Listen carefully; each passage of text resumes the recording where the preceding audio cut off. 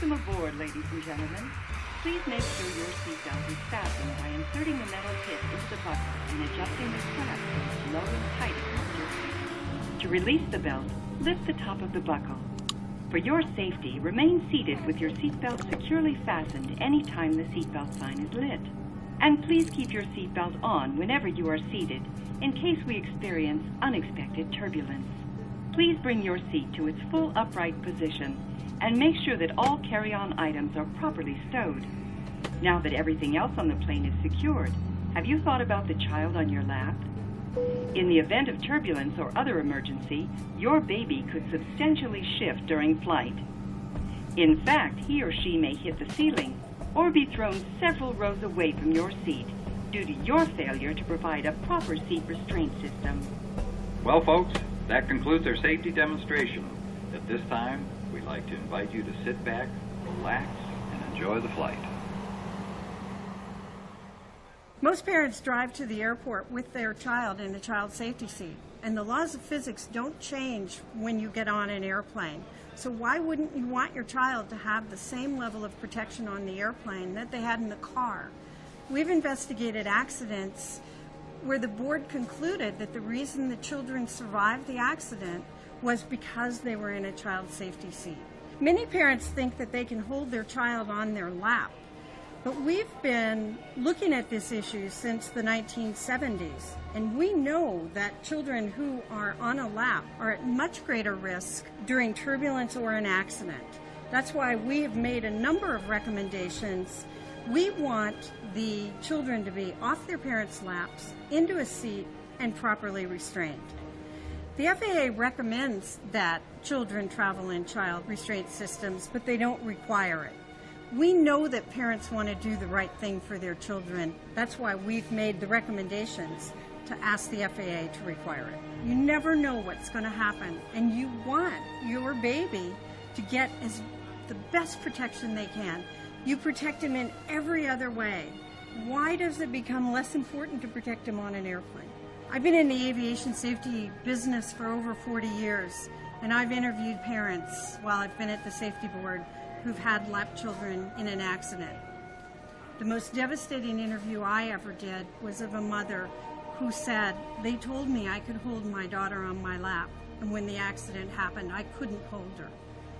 As a parent, you never want to be in that situation.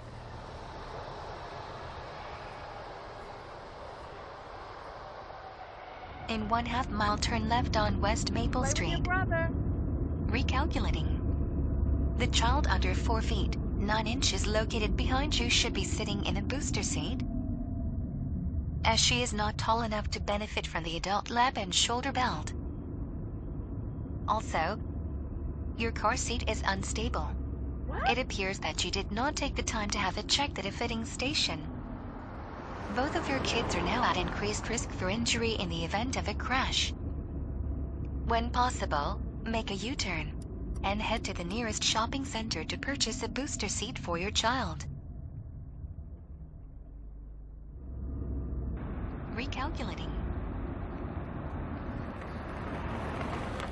The Safety Board has studied the safety of children in cars extensively, including over 100 accident investigations, and has found that the best thing parents can do is make sure their children are in an age-appropriate restraint, whether they're going to the grocery store or taking a longer trip to relatives. The youngest children need to be in a rear-facing seat. When they outgrow that, they can transition to a forward-facing seat with an internal harness. Next would come a booster seat, which uses the vehicle's lap shoulder belts. Older children need to use booster seats in cars because the seat belt is designed for an adult. When they're born, you put them in products specially made for them, bathtubs, high chairs.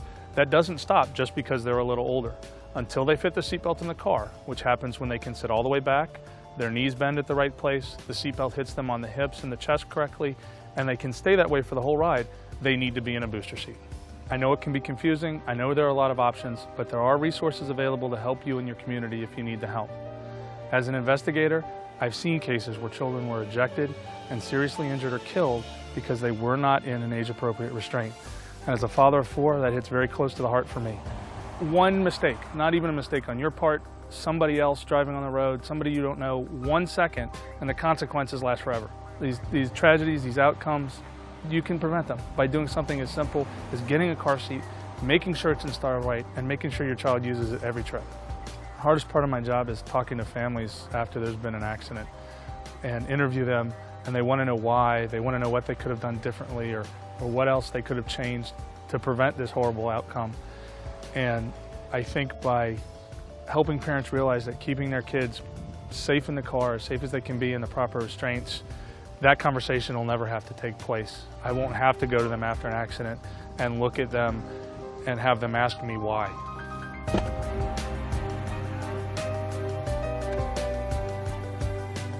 Simple precautions can sometimes mean the difference between life and death.